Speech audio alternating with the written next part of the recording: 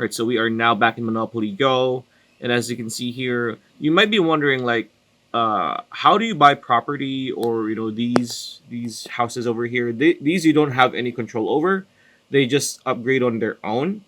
So what I mean by property is the ones that you need to build up as you clear the specific board you are in. So what I mean by that is if you go here on the lower portion of the screen, uh, beside the go button, you see wins, build, album, and friends, right? So tap on build, and here you're going to see we need to fix been attacked.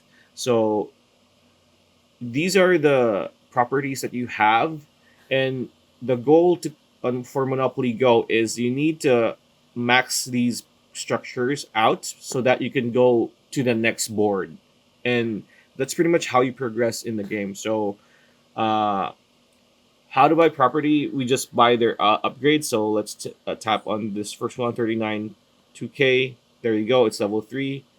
It's level 4. Now we cannot purchase this because it's going to cost $70,000. We only have 64. So yeah, that's how you buy property in Monopoly Go, and that's how you improve it. So yeah, that's a video. Hope you liked it. Like, comment, share, subscribing that bell icon. We'll see you on the next one.